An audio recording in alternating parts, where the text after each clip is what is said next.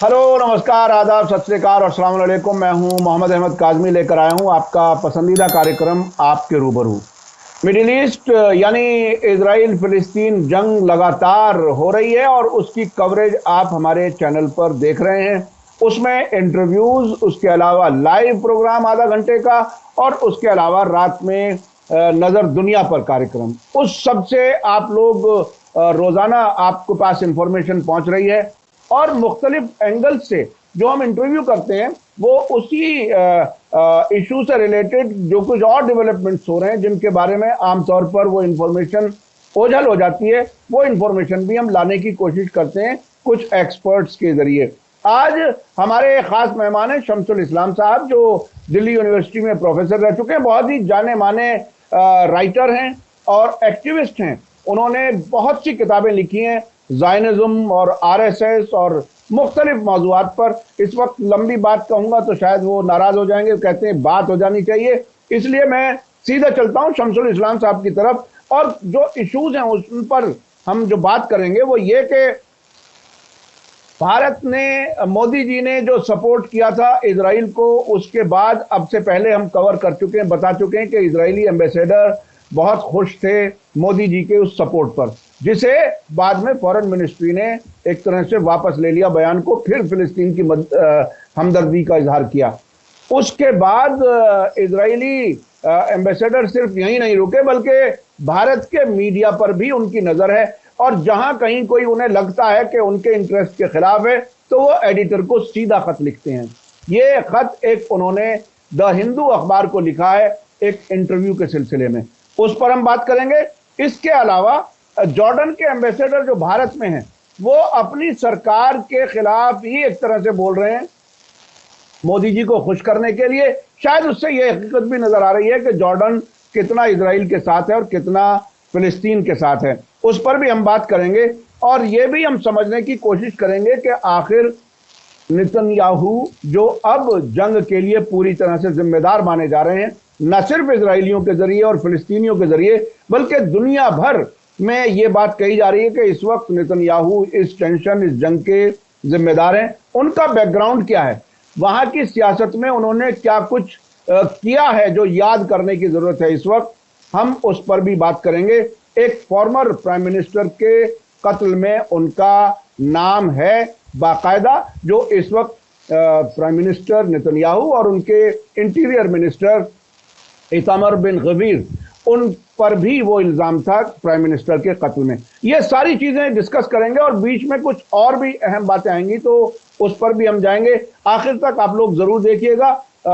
शमसुल इस्लाम साहब अपनी बात बहुत सबूतों के साथ, एविडेंसेस के साथ रखते हैं। शमसुल इस्लाम साहब, वेलकम है आपका। मीडिया स्टार वर्ल्ड को आप वक्त दे देते हैं, उसके लिए शुक्रिया। आप ये बताइए कि ये भारत के मीडिया के गोदी मीडिया बनने पर भी चैन नहीं पड़ रहा। इजराइल का एम्बेसडर सीधे अब एडिटर को लिख सकता है। क्या ये हमारे इंटरनल मामलात में दखल नहीं है? क्या इजराइल की इतनी हिम्मत हो गई? क्या कुछ है ये? काजमी जी, वो खत लिखना नहीं है, खत तो लिख ही सकते हैं। वो किसी भी खत में बता सकते हैं कि इजराइल के बारे में ये खबर आपने गलत छापी, इसको सही कर लीजिए, हमारा स्टैंड ये नहीं है। वो धमका रहा है खत के अंदर, वो धमका रहा है और ये कह रहा है कि आपने फला फला इंटरव्यू क्यों किया है, फला फला इंटरव्यू क्यों किया है। और वो कितनी बदतमीजी कर रहा है कि वो फिलिस्तीन को लेकर और उनको, फिलिस्तीनियों को सबको मुसलमान मानकर कि देखो इजराइल के एम्बेसडर ने कैसे द हिंदू, असल में हिंदू अखबार का नाम हिंदू ही है, और उसको किस तरह से हिंदुत्ववादी जो आरएसएस के सारी दुनिया में फैले हुए लफंगे हैं जो सोशल मीडिया पर हावी हैं, उन्होंने कितना जबरदस्त उसकी वाहवाही कर रहे हैं। और वो अखबार को ये तक कह दे रहे हैं, हिंदू अखबार को, कि उसको अपना नाम बदलकर कोई इस्लामिक अखबार रख लेना चाहिए। अब इन जाहिलों को, इन जलील लोगों को ही नहीं पता है कि हिंदू जो है उसका कितना जबरदस्त रोल है आज़ादी की लड़ाई के अंदर और इस देश के अंदर, चाहे वो इमरजेंसी हो इंदिरा गांधी की, या जो धार्मिक राजनीति हो, या कत्ले आम हो दलितों के, बहुजनों के या मुसलमानों के, उसके खिलाफ हमेशा आवाज बुलंद करता रहा है। लेकिन उसकी जो दादागिरी है, ये जो नावर गिलोन का जो खत लिखा है उसने हिंदू को, उसके एडिटर को, जिनका नाम है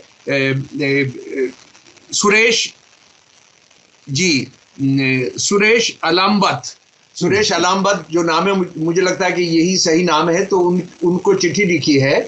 तो जैसा मैंने पहले अर्ज किया कि आप कोई गलती को सुधारने के लिए आप कह सकते हैं, लेकिन कह रहे हैं आपने फला आदमी को इंटरव्यू क्यों किया, और वो आदमी जो है वो हमास से जुड़ा हुआ है, वो अपने आप कह रहा है कि वो आईएसआई से जुड़ा हुआ है, और ये कह रहा है कि उस बंदे को जो है, उस बंदे को यूएसए ने टेररिस्ट घोषित किया हुआ है। यानी यूएसए जो है वो सारी दुनिया का बाप हो गया है, वो किसी को टेररिस्ट घोषित कर, दुनिया का सबसे बड़ा टेररिस्ट देश, दुनिया का सबसे बड़ा टेररिस्ट, सारी दुनिया के अंदर टेरराइज करने वाला।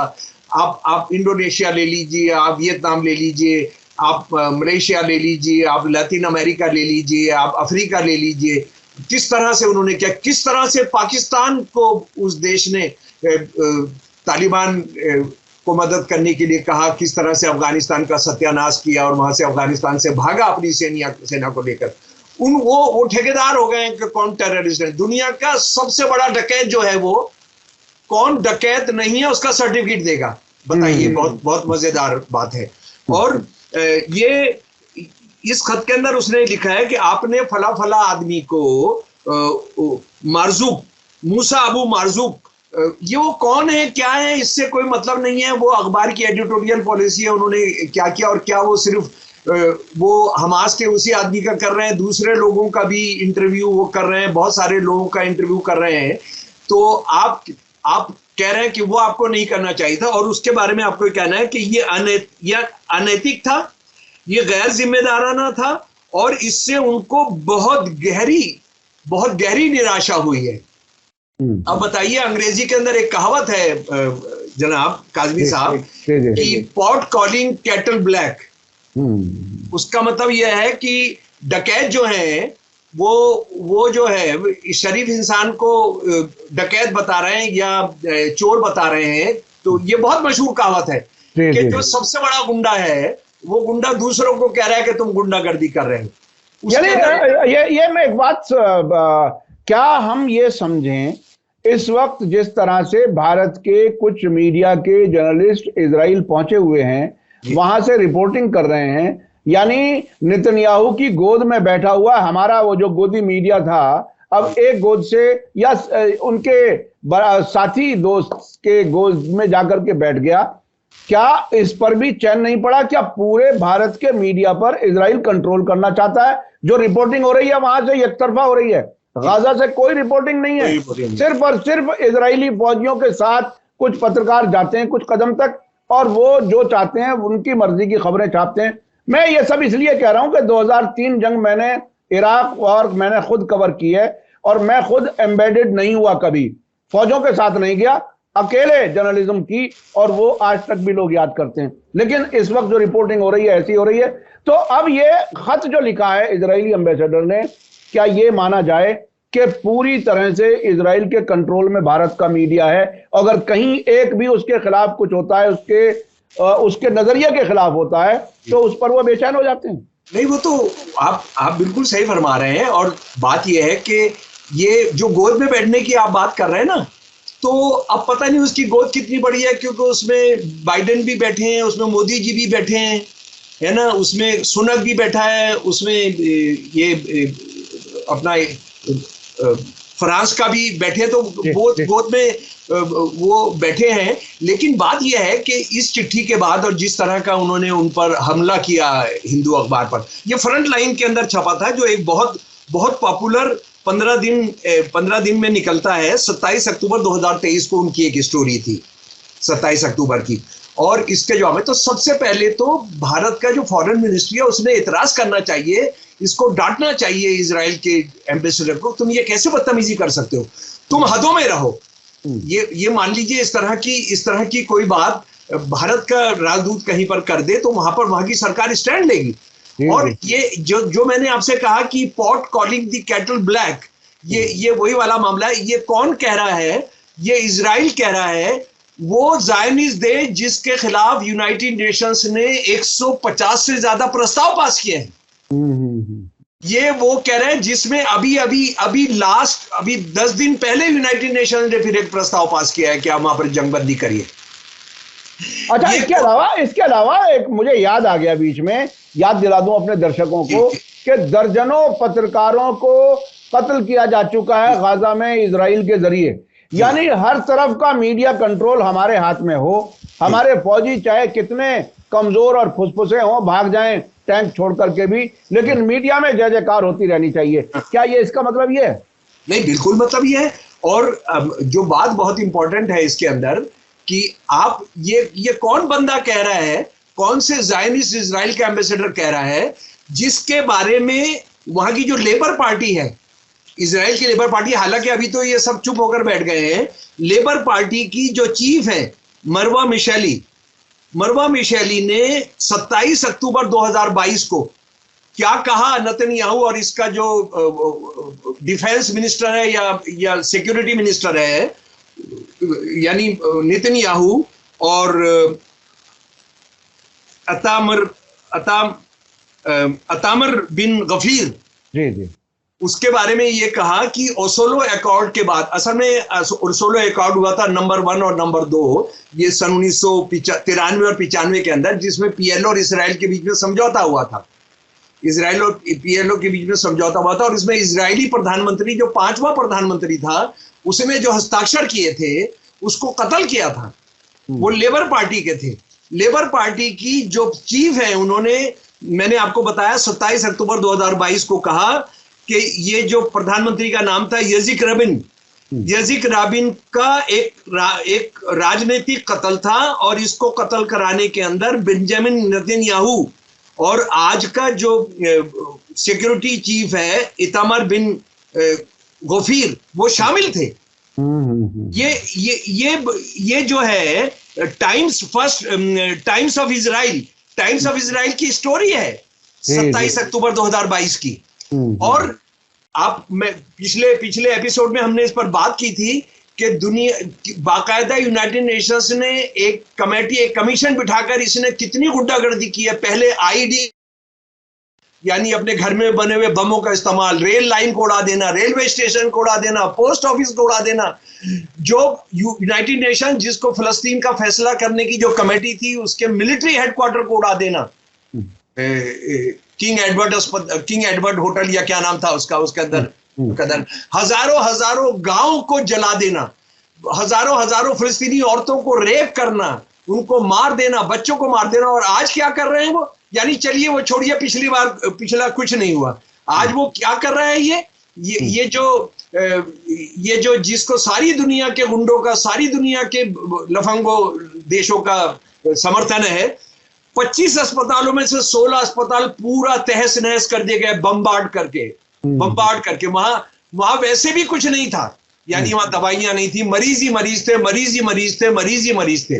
वो ये कहने के लिए कि वहां पर कहीं पर एक हमास का चीफ था, हमास का कोई कमांडर था, हमास का। तो आप ये करेंगे कि अगर किसी बच्चे को पानी में मिला रहे हैं और पानी गंदा हो गया, तो आप क्या करेंगे, गंदा पानी फेंकने के बजाय आप पूरे बच्चे समेत उसको टब को फेंक देंगे। ये तो अंग्रेजी की वही कहावत हो गई ना कि आपने एक आदमी को मारना है तो आप 500 आदमी को मारेंगे। 10,000 से ज्यादा लोग आप मार चुके हैं, जिसमें 60% बच्चे और औरतें हैं। आपने सैकड़ों उन औरतों को मारा है जो हामला थी, जो प्रेग्नेंट थी, जो बच्चे पेट के अंदर मारे गए। इसकी कौन जिम्मेदारी लेगा? ये बोल रहे हैं कि हिंदू अखबार ने अपने एक मैगजीन में, उनके बहुत सारे मैगजीन निकलते हैं, तो उसमें एक अंग्रेजी का मैगजीन है बहुत पॉपुलर, कि उसके अंदर फला आदमी का, जो इजराइल को पसंद नहीं है, जो अमेरिका को पसंद नहीं है, उसका इंटरव्यू कर दिया था। और ये असल में ये इनके ज़ायनिस्ट इजराइल के हिंदुस्तानी दल्ले, चाहे जो भी कहते रहे दुनिया में, यूरोप में उनके दलाल जो हैं, जो भी कहते रहे, क्योंकि उनके हथियार बिक रहे हैं।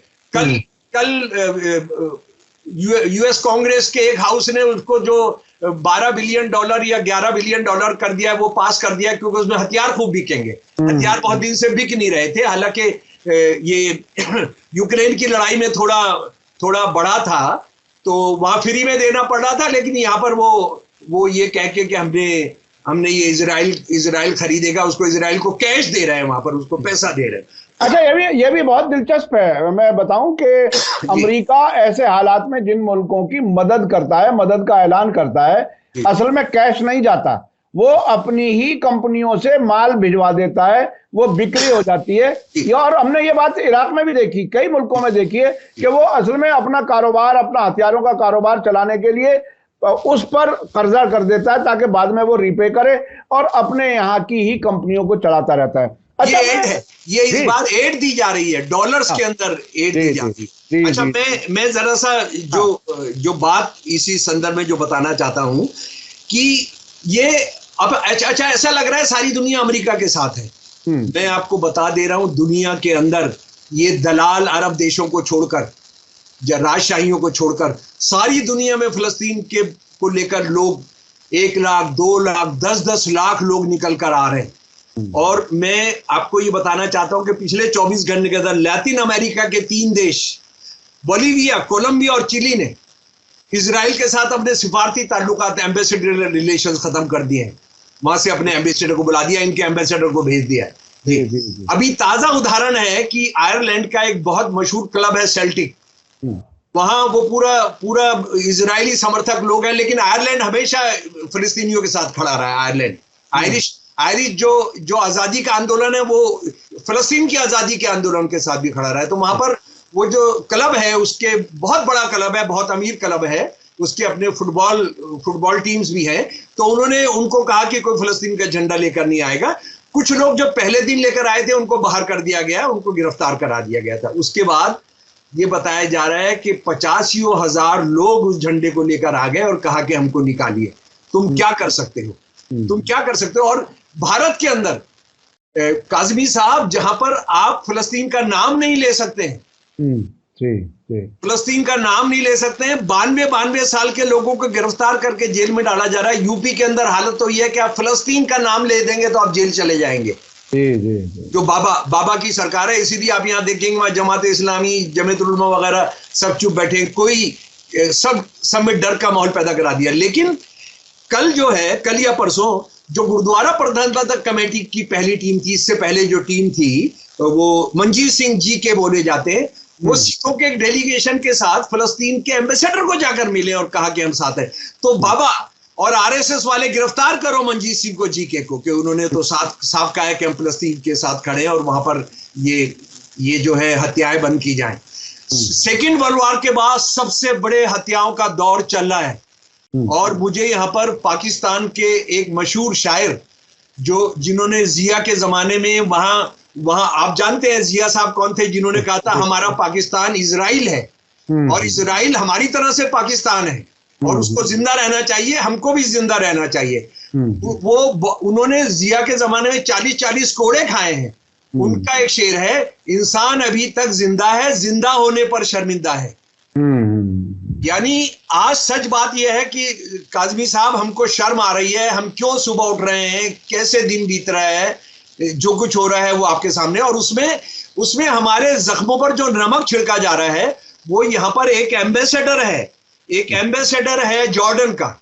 ये जॉर्डन वो देश है, ये वहां की वो राजशाही है, दलाल, जलील, अय्याश, जिसने दिखाने के लिए एक फर्जी तौर पर एक प्रस्ताव रखा जिसका कोई मीनिंग नहीं था, लेकिन चलो रखा और कहा कि जंग बंद की जाए और वहां मदद पहुंचाई जाए। जॉर्डन ने उसका एम्बेसडर है, उसका नाम है मोहम्मद अल कायद, जो दिल्ली में है, दिल्ली के अंदर है जी। इसने एक इंटरव्यू दिया इंडियन एक्सप्रेस को और इसको कोई फिलिस्तीनी कोई गाली नहीं बक रहे हैं इसको कहने पर कि तूने ये क्यों दिया। मतलब इतना शर्मनाक है, इतना जलालत भरा है कि भारत ने उसमें एब्सटेन किया। और उससे पहले भारत का जो प्रधानमंत्री है वो सीधा वहां के प्रधानमंत्री को बात कर चुका है। जब बाइडेन ने भी स्टैंड नहीं लिया था, जब यूके ने भी स्टैंड नहीं लिया था, जब फ्रांस ने भी नेतन्याहू के पक्ष में स्टैंड लिया था, मोदी ने स्टैंड ले लिया था, कहा कि भारत से कोई हमें शिकायत नहीं है। भारत जो है दुनिया का महान देश है, दुनिया का, और सारी दुनिया में उसने झगड़ों को खत्म कराएगा और वो इंतजार कर रहा है किस दिन फिलिस्तीनी और इजराइल के बीच के अंदर वो समझौता कराएगा। बताइए, जो देश, ओ कायद, ओ झूठे कायद, और रहजन, तू रहबर नहीं है, रहजन, तू हमारा जो देश है वो मणिपुर का फैसला नहीं करा पा रहा है। जो हमारा एक प्रांत जो है वो 2 के अंदर बढ़ गया है, उसका फैसला नहीं करा पा रहे हैं। इसकी अगर आप भाषा पढ़ेंगे कि अरब कंट्रीज जो है फुल फेथ करते हैं इजराइल मोदी जी के अंदर, और मोदी जी दुनिया के महानतम लीडर हैं। एक शिकायत नहीं कि आपको साथ देना चाहिए था। आपका तो आपकी आरएसएस से जुड़ा हुआ अटल बिहारी वाजपेयी था जिसने फिलिस्तीन के पक्ष में हिमायत दी थी। आपने तो जब इजराइल बनाने का प्रस्ताव हुआ था आपने उससे एब्सटेन किया था। तो आप तो इजराइल के साथ खड़े थे, आप क्यों बिक गए, आप क्यों दलाल बन गए? क्या सिर्फ इस वजह से कि वो जो मारे जा रहे हैं ज्यादा मुसलमान है? कोई सवाल नहीं उठाया इसने, कोई सवाल नहीं। मैं अपने दर्शकों को बीच में बता दूं कि इजराइल के इमीडिएट पड़ोस में 2 मुल्क हैं, जॉर्डन और मिस्र। ये सबसे पहले वो मुल्क हैं जिन्होंने इजराइल के साथ पीस ट्रीटी यानी अमन समझौता किया, डिप्लोमेटिक ताल्लुकात किए। आज भी इस वक्त जो मिस्र के प्रेसिडेंट हैं अब्दुल फत्ताह अल सीसी, वो इजराइल, अमेरिका और सऊदी अरब की पसंद के हैं और उन्हें अखवानुल मुस्लिमीन की सरकार गिरा करके बनाया गया था। इसी तरह से जॉर्डन में जो राजशाही है उसके ताल्लुकात इजराइल से बहुत नजदीकी हैं। और बहुत ही दिलचस्प एक चीज है कि जॉर्डन मस्जिद अल अक्सा जो जेरूसलम में मुकद्दस मकामात हैं उसकी वक्फ के सरबराह के तौर पर एक एग्रीमेंट भी है। और पिछले कुछ महीने पहले जॉर्डन के एम्बेसडर को जो इजराइल में है उसे मस्जिद अल अक्सा जाने से रोका गया। इनकी ये हैसियत है तमाम गुलामी के बावजूद। जी, तो ये अरब देशों के जो बाकी भी एम्बेसडर्स हैं उनके यहाँ तो पार्टियां चल रही हैं, दावतें चल रही हैं उनको। और दुनिया में सबसे ज्यादा हथियार खरीदने वाला शायद अब सऊदी अरबिया है, उसके बाद दुनिया के सारे बेहतरीन हथियार हैं, लेकिन वो सजा कर रखने के लिए हैं। उनको जो है आप कभी दिखाएंगे भी नहीं। यानी आज फलस्तीनी जो कत्लेआम हो रहा है, रेप हो रहे हैं, बच्चे मारे जा रहे हैं, आप उसमें कम से कम एक अपनी राजधानियों में एक मिलिट्री परेड ही कर देते। आप एक मिलिट्री परेड ही कर देते कि हम इसको बर्दाश्त नहीं करेंगे। आप वो भी नहीं कर रहे हैं। और असल में बात क्या है कि देखिए, आज फलस्तीनी किसके खिलाफ लड़ रहे हैं? इजराइल के खिलाफ नहीं लड़ रहे हैं, वो अमेरिका के खिलाफ भी लड़ रहे हैं, वो यूके की आर्मी के खिलाफ भी लड़ रहे हैं, वो फ्रांस की आर्मी के खिलाफ भी लड़ रहे हैं, वो भारतीय भी हैं। जो देखिए जो लिस्ट आ रही है जो इजरायली सेना में मारे जा रहे हैं उसमें कई भारतीय भी हैं। वो भारतीय क्या कर रहे हैं वहां पर, कैसे सेना के अंदर है, वो आपस में एक इन्वेस्टिगेशन का विषय है। लेकिन बात यह है कि भारतीय भी ये हमलावर सेना का हिस्सा होकर मारे जा रहे हैं। तो असल में क्या हम इनसे, इजराइल से और इन दलाल देशों से कोई दूसरी उम्मीद करते नहीं करते। लेकिन ये खून, हथियारों की, बलात्कारियों की, रेपिस्ट की जब कथा लिखी जाएगी तो ये सिर्फ इजराइल का नाम नहीं होगा, अमेरिका का नाम नहीं होगा, यूके का नाम नहीं होगा, उसमें इन सारे अरब देशों का, सऊदी अरब का, कुवैत का, ये दूसरे जो सारे देश हैं, हालांकि बहरेन अब सब उनको लग रहा है कि ये एक ऐसा बवंडर है, एक ऐसा वो है जो सबको नाश और सत्यानाश कर देगा। तो वो थोड़ा थोड़ा गैस भी निकलवा दे रहे हैं, थोड़ा थोड़ा स्टीम भी निकलवा दे रहे हैं, वो सब करके।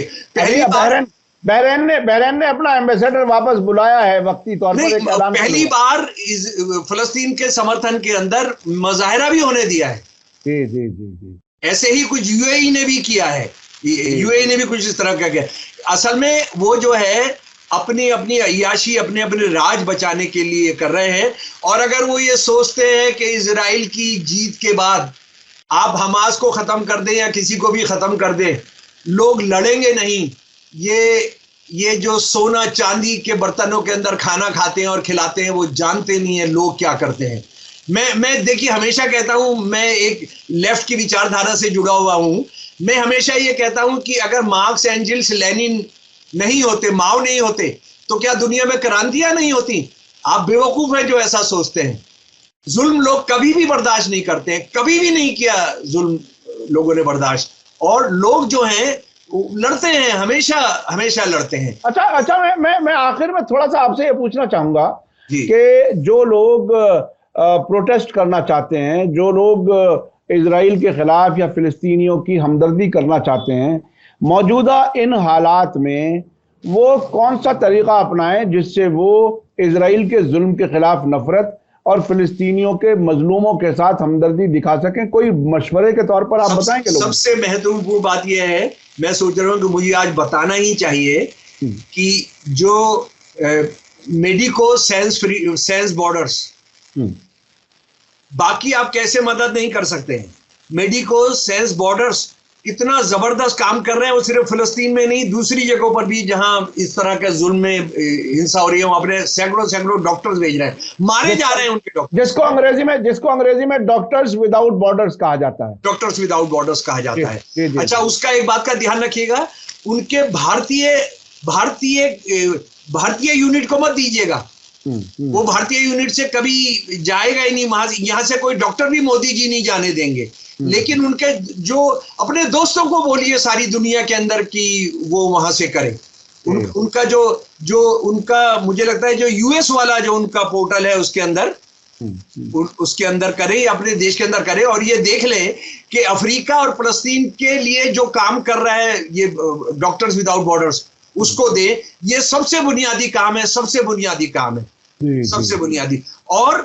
और सोशल मीडिया पर अब जैसे इसका ये जो बंदा है नौर गिलोन, अब इसका सारे जो हिंदुत्ववादी सोशल मीडिया पर जो फलस्तीन को और मुसलमानों को और इस्लाम को गाली देते हुए लिख रहे हैं, उसमें जवाब दीजिए। उसमें लिखिए आप कॉलम के अंदर कि इजराइल वो देश है जिसमें 160 से ज्यादा प्रस्ताव पास किए गए। इजराइल वो है जिसमें नेतन्याहू ने अपने ही प्रधानमंत्री को मरवा दिया था। अपना जो सिक्योरिटी एडवाइजर है उसने अपने ही 5वें प्रधानमंत्री को मरवा दिया था। तो ये सब लिखे, मैं भी लिख रहा हूं, लेकिन आप सैकड़ों जगह से, हजारों जगह से लिखेंगे तो बहुत अच्छा रहेगा। ये खामोश होने का वक्त नहीं है, आपका भी नंबर आएगा, कोई नहीं बचेगा। अगर उन्होंने तय किया है कि एक खास किस्म के लोगों को खत्म करना है, तो आप कितने दिन तक बचेंगे, आप कब तक बचेंगे, इसका ध्यान रखिए। इंसान अभी तक जिंदा है, जिंदा होने पर शर्मिंदा है। शर्मिंदा मत होइए, खड़े होइए, आवाज बुलंद कीजिए। और इस्लाम में तो मैं समझता हूं कि बहुत इंपॉर्टेंट बात है, अगर आप ताकत से रोक सकते हैं तो जुल्म को रोकिए, नहीं रोक सकते, मुंह से रोक सकते हैं तो रोकिए, नहीं तो दिल में कहिए, अज़म रखिए कि मैं जब भी मौका होगा मैं इसके खिलाफ लड़ूंगा। यही जिहाद है। जिहाद केवल हथियार उठाना नहीं है। बिल्कुल। कम से कम जालिम से नफरत तो करे, कम से कम जालिम से नफरत तो करे। अब वो जो लोग जालिम के साथ बैठ करके कंफर्टेबल महसूस करते हैं, वो उस कैटेगरी में नहीं हो सकते। काज़मी साहब, मैं आपको यकीन के साथ बता सकता हूं कि ये सारे अरब देशों के साथ ये जो नेतन्याहू है और इसके जो बाप है, इनमें कौन सा बाप है पता नहीं, अमेरिका नेतन्याहू का बाप है या नेतन्याहू अमेरिका का बाप है, ये पता नहीं लग रहा है। लेकिन ये है कि ये सब इनका अरब देशों के साथ मिलकर बाकायदा मिनट पर बात हो रही है।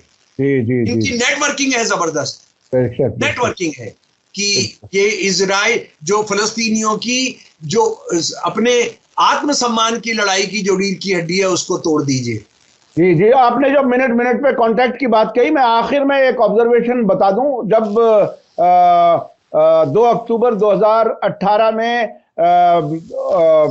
सऊदी जर्नलिस्ट का कत्ल हो रहा था इस्तांबुल में, उस वक्त MBS मोहम्मद बिन सलमान और जॉरेड कुशनर व्हाट्सएप पर चैटिंग कर रहे थे। ये बाकायदा इंफॉर्मेशन आई थी। ये जमाल खाशोगी के कत्ल के बारे में बता रहा हूं, हमने उसको बहुत कवर किया था। और ये लोग आपस में बिल्कुल ऐसे राब्ते में हैं, जो जितनी इजाजत होती है, बयान भी वहीं से लिखे हुए आते हैं। मैं तो मुसलसल इस पूरे इलाके के मीडिया पर भी नजर रखे हुए हूं, एक कॉमा और फुल स्टॉप का फर्क भी नहीं होता जो बयानात आते हैं। तो ये इस हद तक कोऑर्डिनेशन के साथ चल रहे हैं, लेकिन ये कोऑर्डिनेशन ऐसा लगता है कि इस जंग के आखिर में आते आते वो शायद टूट जाए या आवाम। मैं सिर्फ एक बात ये कहना चाहता हूं कि चाहे उस जंग में लड़ने वाले लोग हों या कोई तंजीम हो, ये समझ लीजिए कि ये इस्लाम बनाम यहूदी लड़ाई नहीं है।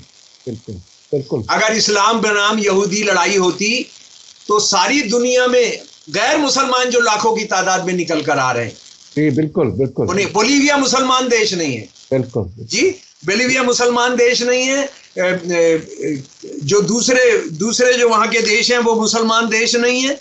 ये चिली जो है मुसलमान देश नहीं है, कोलंबिया मुसलमान देश नहीं है, साउथ अफ्रीका मुसलमान देश नहीं है। ये सारे लोग फिलिस्तीन के साथ खड़े हैं। आप इसको अगर मुसलमान यहूदी बनाएंगे तो ये लड़ाई जो है लड़ी नहीं जा सकती है। ये जायनिज्म के खिलाफ है, और जायनिज्म और हिंदुत्व दोनों का गठजोड़ है, और ये दुनिया के मल्टीकल्चरलिज्म, इंसानियत, जस्टिस, न्याय, बराबरी के लिए सबसे बड़ा खतरा है। जी जी जी, बिल्कुल बिल्कुल आपने सही कहा। चूंकि जायनिज्म और एपार्थाइड जो उसका नजरिया है वो उसके खिलाफ है पूरी दुनिया। और अब जितना खुल करके इंटरनेशनल लेवल पर यह बात साफ हुई है, शायद कभी हुई हो। बहुत बहुत शुक्रिया शमसुल इस्लाम साहब, आपसे बात करके बहुत सी नई चीजों का पता चलता है। और खास तौर पर जो आपने याद दिलाया कि यित्ज़हाक रबिन के कत्ल में नेतन्याहू और उनके इस वक्त जो इंटीरियर मिनिस्टर है वो भी शामिल थे, ये याद दिलाना बहुत जरूरी था। साहब एक और बात याद दिलाना जरूरी है, जिसको वो अपना आदमी कहते थे, यासिर अरफात। यासिर अरफात की बीवी का ये कहना है, उनकी जो बेवा थी उनका ये कहना है कि उनको पॉइजन दिया गया था। वो नवंबर 11, 2004 को उनका इंतकाल हुआ था। उनको 2 साल से पॉइजन दिया जा रहा था, जिसको स्विस एजेंसीज ने माना था, जिसको रशियन एजेंसीज ने माना था, लेकिन बाद में उसको फ्रांस ने उसको रफा दफा कर दिया। तो जिसको ये अपना आदमी कहते, अपने प्राइम मिनिस्टर को मारा, जिसको फिलिस्तीनियों में अपना आदमी कहते थे उसको मारा। जी जी जी, बिल्कुल। हिंदुत्व और जायनिज्म अपने बाप के भी नहीं हो सकते हैं। और ये जब तक जिस किसी को इस्तेमाल करना चाहते हैं करते हैं, और उसके बाद उसको खत्म भी करा देते हैं। ये उनका तरीका है। बहुत बहुत शुक्रिया। इसी के साथ मुझे दीजिए इजाजत। धन्यवाद, शुक्रिया। जय भारत, जय हिंद।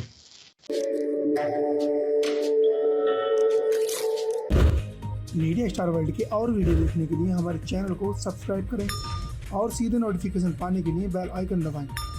और अगर हमारी खबर सच्ची और अच्छी लगे तो अपने व्हाट्सएप, इंस्टाग्राम, फेसबुक और ट्विटर अकाउंट पर जरूर शेयर करें।